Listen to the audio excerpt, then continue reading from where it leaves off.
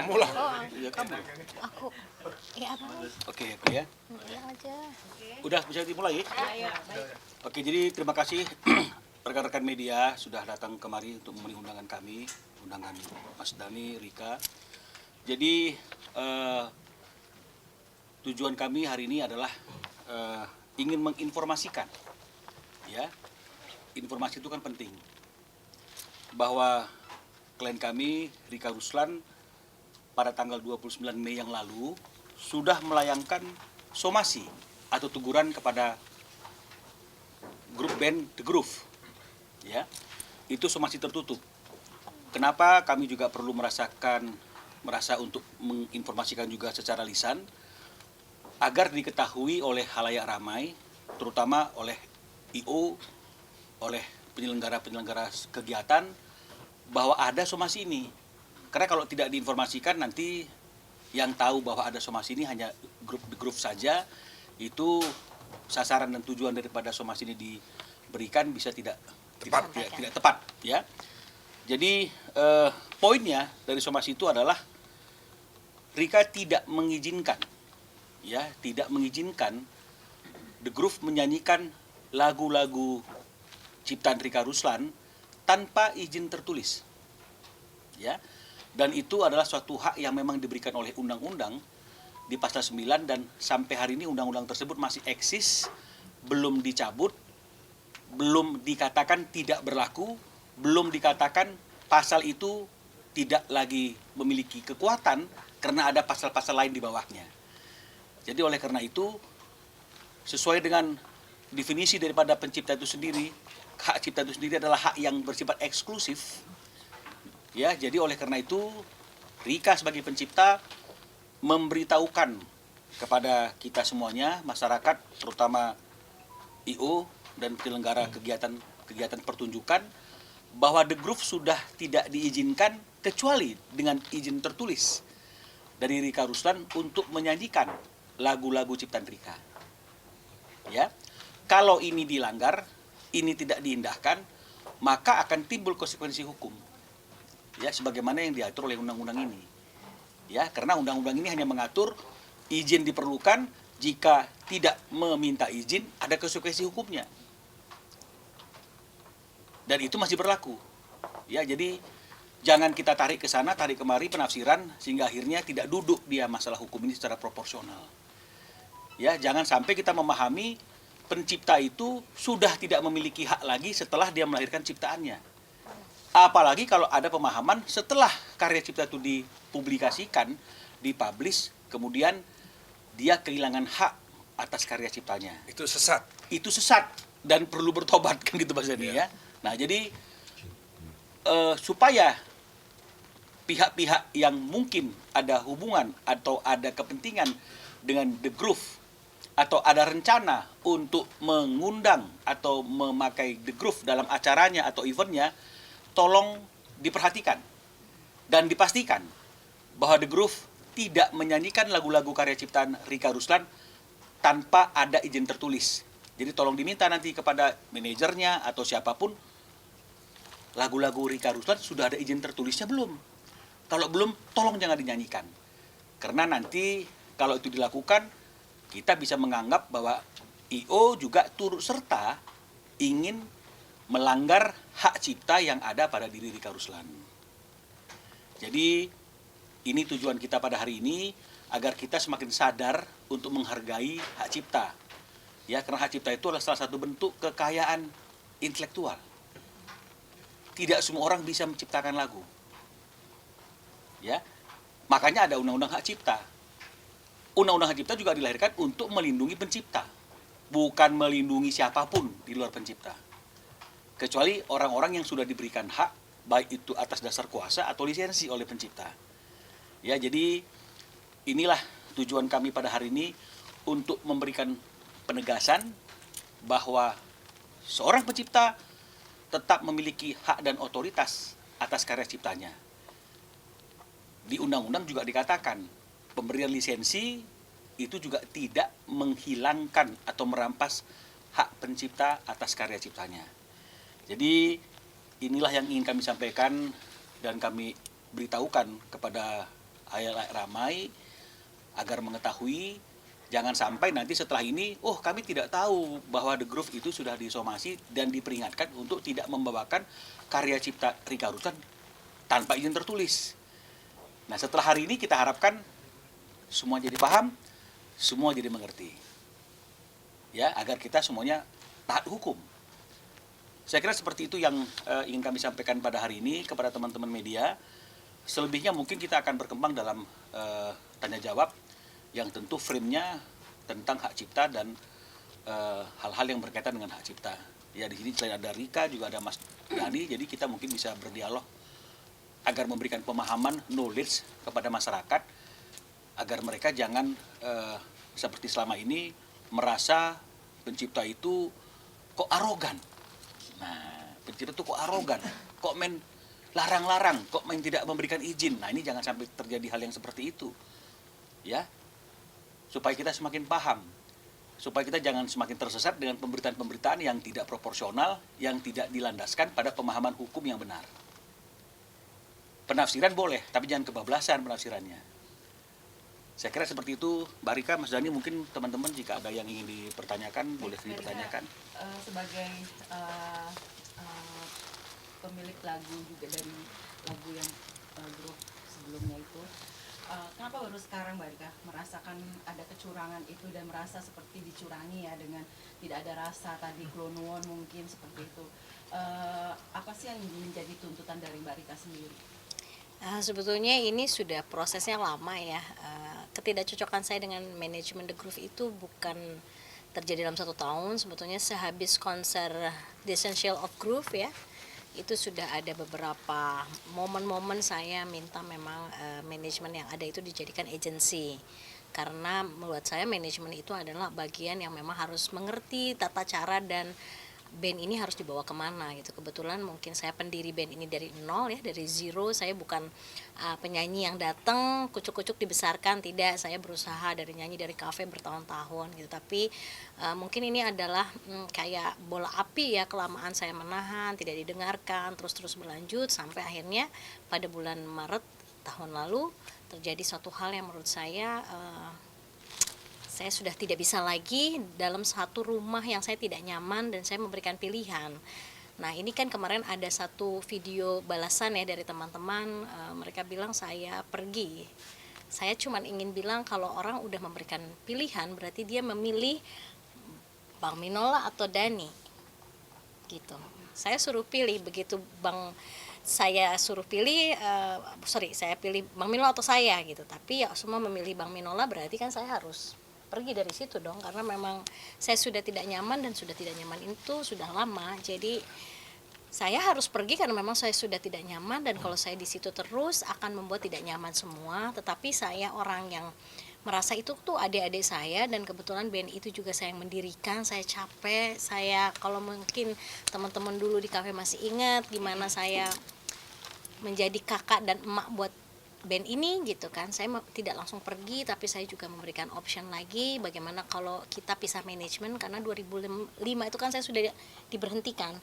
Nah awal situ ya, Abang Minola ketemu saya sebagai kuasa hukum 2005, saya sudah diberhentikan oleh band ini, jadi saya sudah punya manajemen sendiri. Nah saya bilang daripada kita, karena buat saya kalau saya bilang saya sudah mundur berarti saya nggak mau kembali lagi, ini udah kedua kalinya.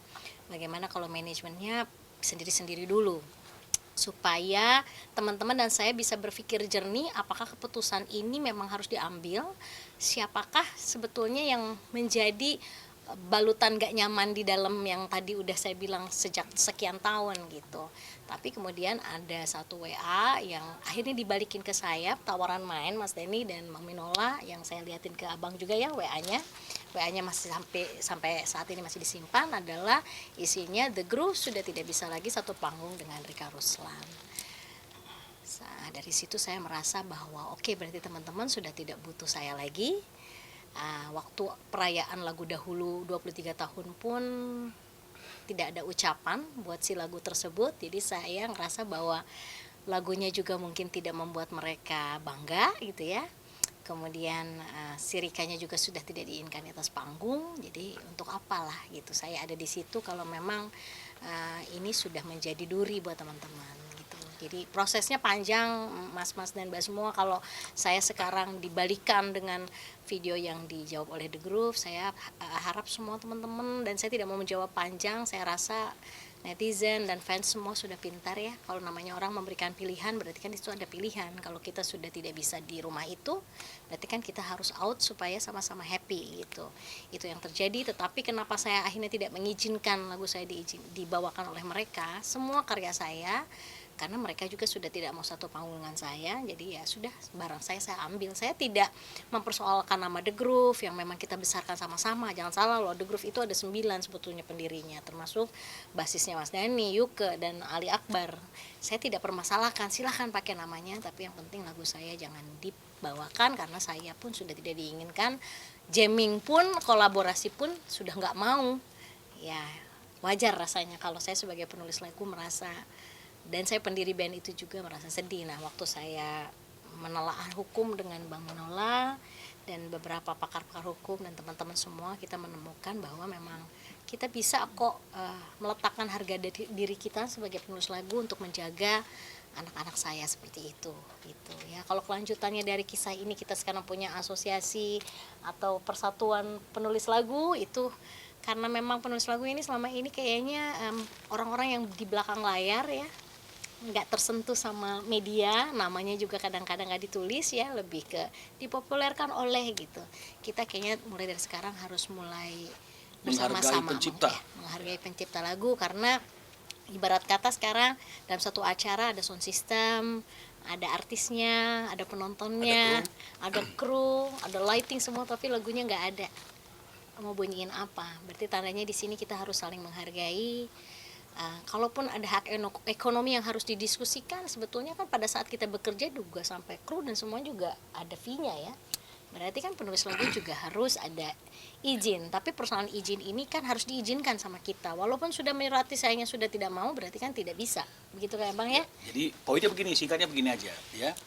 Kalau memang The Groove sudah tidak menginginkan Rika lagi, seharusnya konsekuensinya juga jangan Rikanya saja. Semua karya ciptanya juga sudah harus tidak digunakan lagi. Itu konsekuensi yang wajar, ya. Karena dalam karya cipta itu tidak hanya melekat hak ekonomi, tapi juga ada hak moralnya, ya. Orang yang nggak mau, jangan dong ciptaannya kita mau. Nah, selain itu undang-undang juga memberikan hak, ya, kepada pencipta untuk mengizinkan atau tidak mengizinkan. Nah, jadi oleh karena itu wajar setelah Rika bukan bagian daripada The Groove lagi, dia mengatakan boleh gunakan lagu saya hanya dengan satu syarat, ada izin tertulis dari Rika. Kalau tidak ada izin tertulis, jangan dinyanyikan.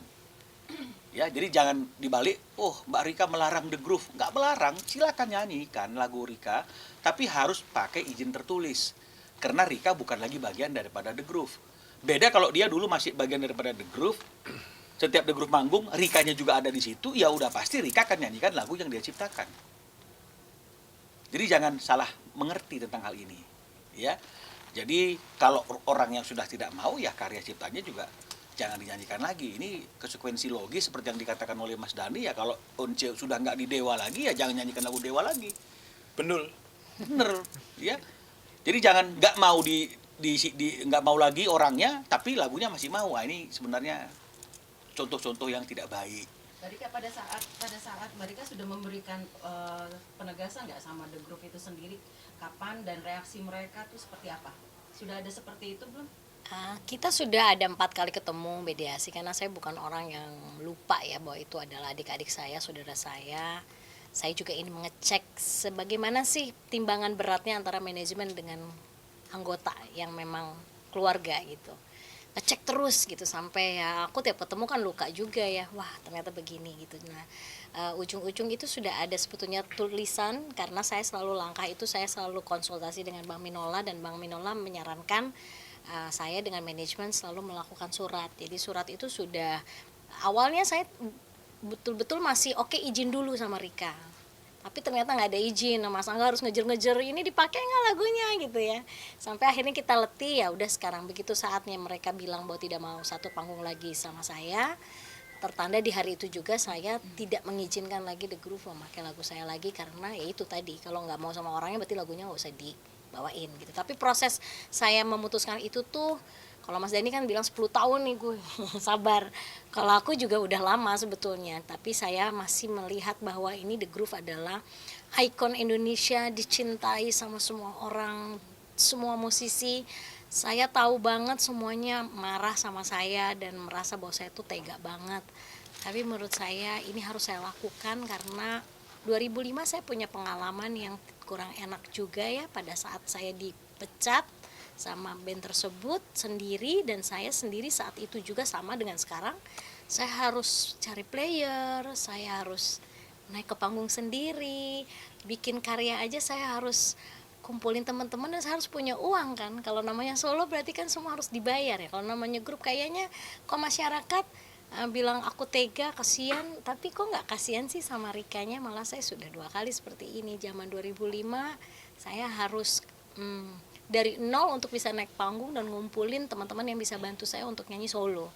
Sekarang pun sama, saya harus bikin karya baru, kemudian memainkan lagu itu saya harus bikin band lagi gitu. Berarti kan sebetulnya di sini satu proses belajar ya, pada saat kita ada ketidakcocokan dengan seseorang itu memang kita harus berpikir panjang, jangan langsung memutuskan dengan cepat gitu. Nah, sekarang ini adalah proses belajar, jadi saya minta tolong untuk semua teman-teman netizen, jangan marah kepada saya hanya melakukan, melindungi hak saya saja, bayi-bayi saya, lagu saya yang memang saya ciptakan sendiri, itu buah hati saya, dan semua pencipta lagu pasti punya history dengan lagu yang dia tulis. Mungkin ada yang deep banget juga, sehingga buat saya kayak saya nggak mau lah kalau orang yang nggak menghargai saya bawain lagu aku gitu.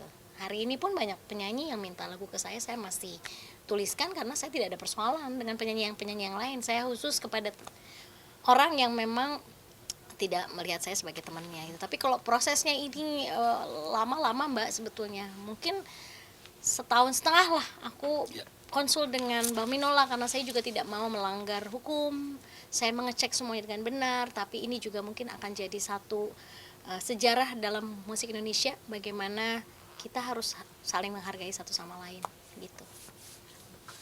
Kak Rika, ini apakah jadi membuah bahwa merasa harga diri yang terinjak, karena sempat waktu sempat ngomong bahwa harga diri terinjak saat 2 kali lagi didepak sama betul seperti itu.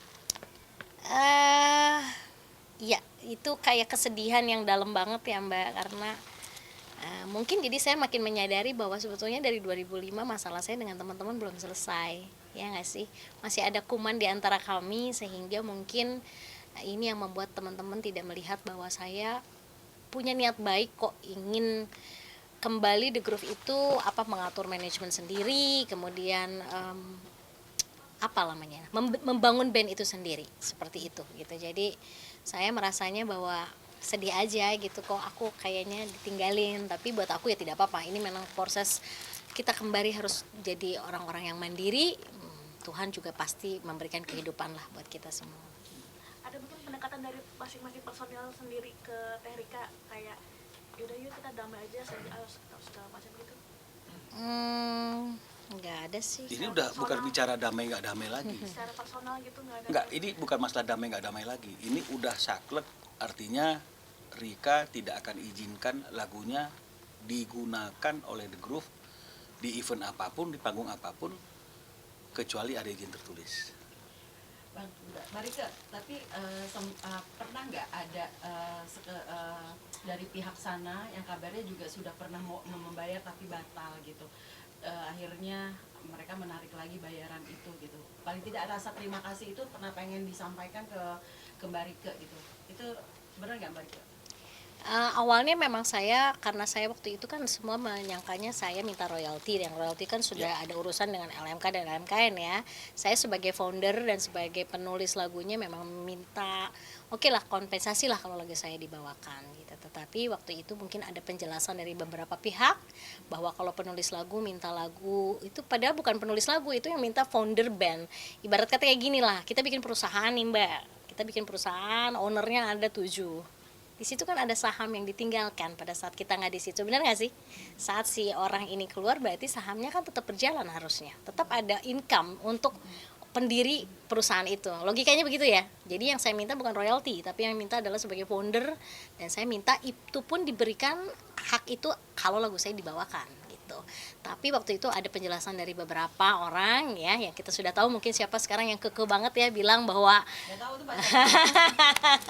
Apa katanya? Katanya apa? Sobat Mas Dani mungkin. Katanya apa? Katanya apa? Bahwa kalau founder meminta lagu atau haknya lagunya dibawakan, dia adalah apa yang namanya malak gitu ya, apa namanya itu, apa ya, Enggak malah. Berarti di sini ada yang mempengaruhi ketika dari The Group ingin memberikan bayaran itu rasa terima Apresiasi, kasih, apresiasi.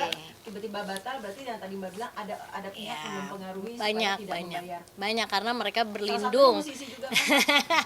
Mereka berlindung di pasal yang tadi Bang Minola bilang ya. Belum bilang mana pasal yang berapa nih kali Ya. ini? 23 lah 87, tapi saya cek juga dengan Mas Angga ke badan hukum tersebut bahwa belum ada juga buktinya. Jadi saya juga bingung juga ya sama musisi-musisi yang mungkin memberikan inputan itu. Saya nggak ngerti juga ya. Berarti ada yang mempengaruhi band The Group untuk mungkin melakukan Patut hal ini. diduga. Patut diduga. Patut diduga. Ya, ada. Patut diduga ada. Musisi juga kan Mbak? Patut diduga. Jadi Ini yang sebelah bilang patut diduga, jadi patut diduga aja jawabannya. Tapi kayaknya harus ngomong Mas Dani kan ya? iya ini benar nih.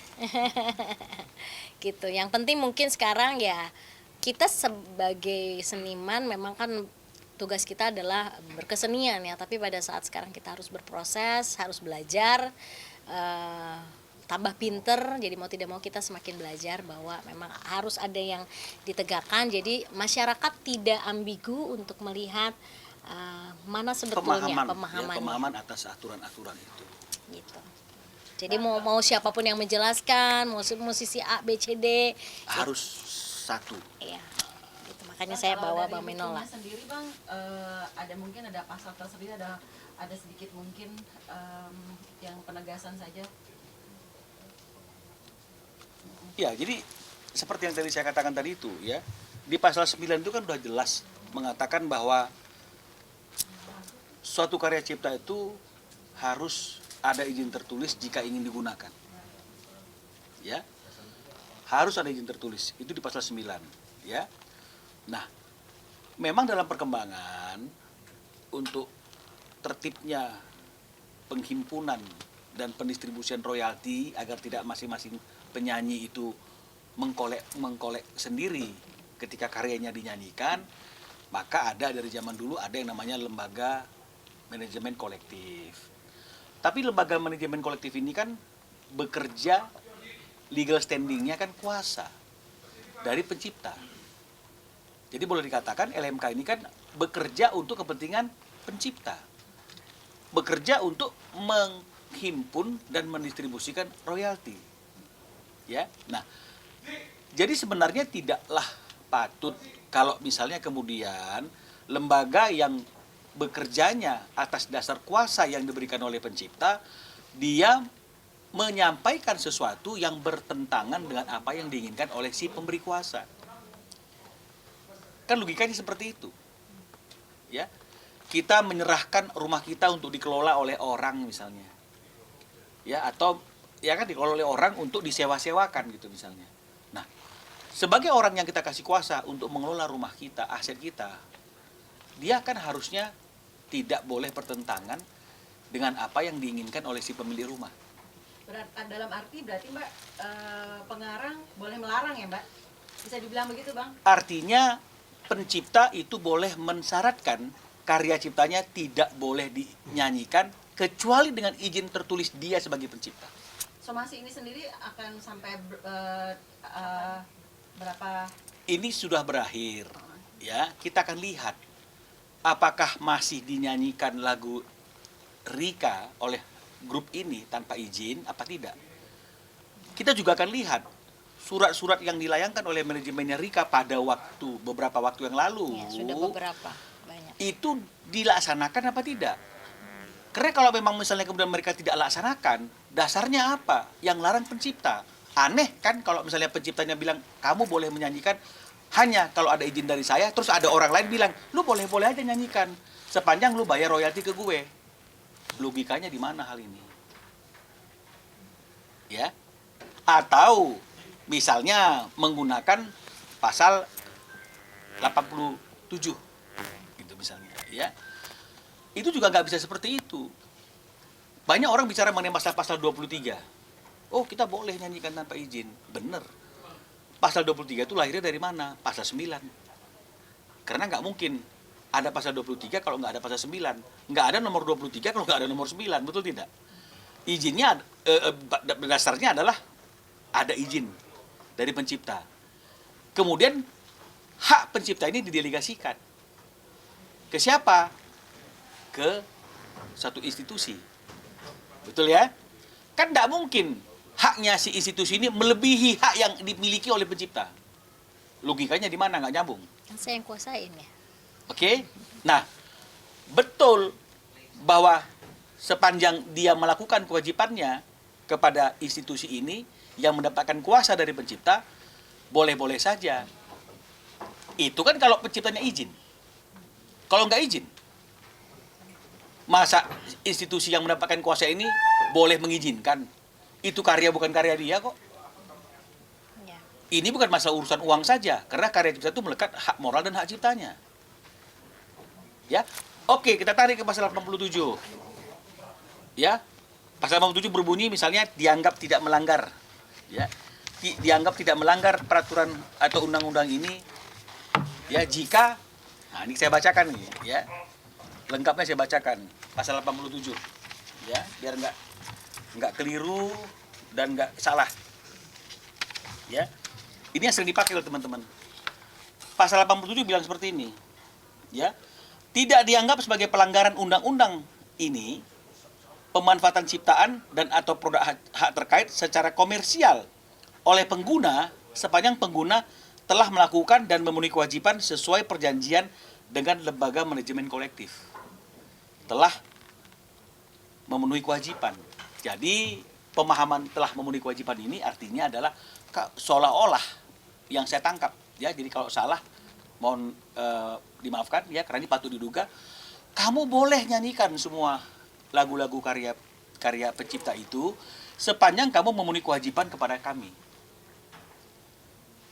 Ini pemahamannya. Padahal di sini jelas dikatakan memenuhi kewajiban sesuai dengan perjanjian dengan institusi tersebut. Jadi seharusnya orang yang diberikan kuasa oleh pencipta ini, dia sudah ada perjanjian dengan penyanyi, dengan IO, dengan siapapun, ya, pengguna, performer, siapapun namanya, dia sudah bikin perjanjian. Kami kemungkinan akan sering dalam suatu event, konser, atau apapun akan membawakan lagu-lagu dari para pencipta yang telah memberikan kuasa kepada institusi ini. Kan begitu kira-kira intinya. Bikin perjanjian hak dan kewajibannya. Apa haknya, apa kewajibannya. Termasuk di situ tentu adalah pembayaran royalti. Izin itu sebelum ya, Ya. sebelum acara terusnya. Oh, ya sebelum, namanya izin kan nggak ada itu istilahnya itu. Masa kamu nggak masuk dulu baru minta izin? Ya. Simpel aja. Mau nyewa kamera kan izin dulu, bayar Nah, DP jadi harus di setidaknya ya. depan. Nah, ini pemahaman terminologis bahasa, tapi kita abaikan itu. Jadi harus ada perjanjian dulu. Bukan boleh seenaknya dinyanyikan asal bayar royalti, tidak melanggar aturan, tidak. Buktikan dulu bahwa sebelum lagu itu digunakan sudah ada perjanjian. Maka dikatakan tidak akan melanggar undang-undang ini kalau dilaksanakan memenuhi kewajiban sesuai perjanjian. Nah, perjanjiannya mana? Bahwa misalnya The Groove misalnya, contohnya nih. Oh, dia sudah bikin perjanjian dulu dengan lembaga manajemen kolektif misalnya. Oh, kami mungkin dalam setahun ini akan ada manggung. Lagu-lagunya Rika akan kami nyanyikan. Apa hak kami dan apa kewajiban kami. Nah, ini juga penting untuk transparansi keuangan. Jadi biar bisa dideteks, lagu Rika berapa kali muncul, berapa kali dinyanyikan, event apa saja, perjanjiannya seperti apa. Kalau hari ini kan kita tidak bisa diteks. Kita tidak bisa diteks. Yang ada kita yang uber-uber, manajemennya Rika yang uber-uber. Kita sudah peringatin. Grup itu tidak nyanyikan lagu ciptaan Rika secara komersil tanpa izin tertulis. Ada nggak dia bayar royalti? Ada nggak ini? Lembaganya bilang nggak tahu tuh ada konsernya. Nah, ini yang terjadi akhirnya. Nah sekarang saya tanya, apakah wajar seorang pencipta yang banyak hitsmakernya, yang lagunya sering dinyanyikan, tapi royaltinya setahun, boleh dibuang nggak teh? 130.000. 130.000. Ini ketika kita sampaikan kepada Bu Dirjen, kaget Bu Dirjennya. Untuk performing right ya. Ya, dia menganggap bahwa royalti yang diterima oleh para pencipta itu termasuk Ahmad Dhani dan Piu itu miliaran. Tidak. Ratusan ribu akhir-akhir ini. Bahkan hanya beberapa juta.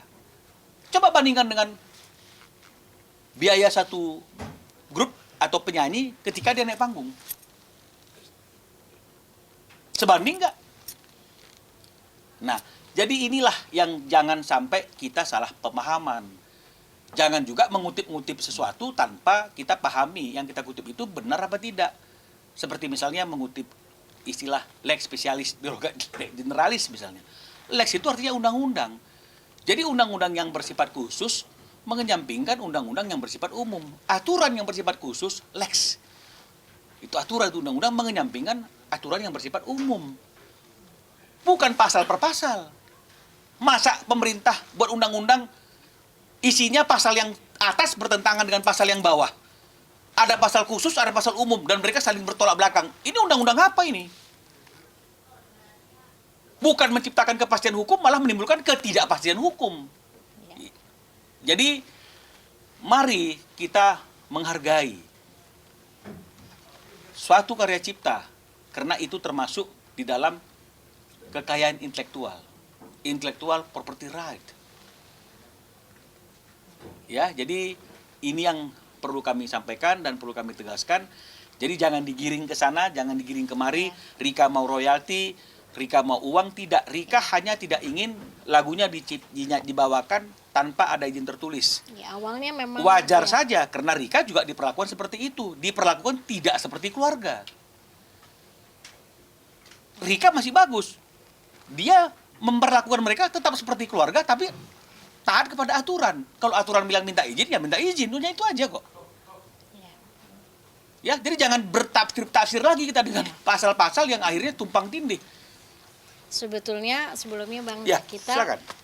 Sudah memberikan surat juga ke WAMI ya, Mas Angga ya, ke WAMI atas izin Bang Minola tembusannya ya dari pihak manajemen bahwa The Groove setiap main harus izin ke Rika, tapi tidak dilakukan.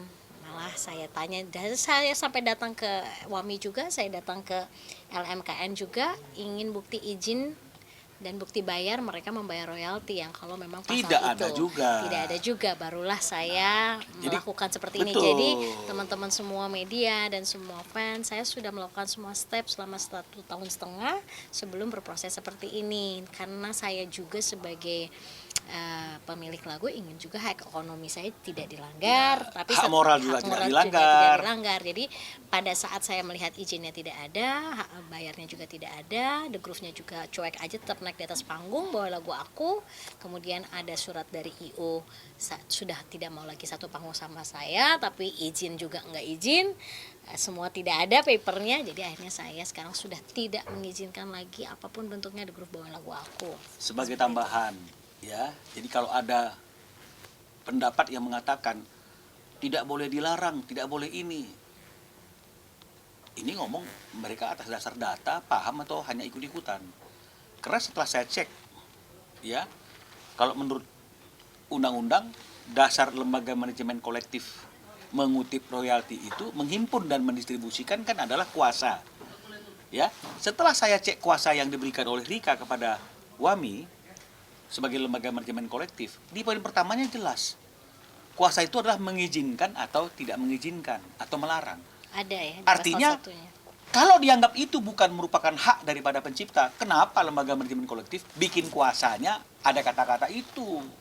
Artinya kan itu dianggap sebagai hak daripada pencipta. Loh, kenapa sekarang kok malah ribut-ribut mengatakan tidak boleh melarang?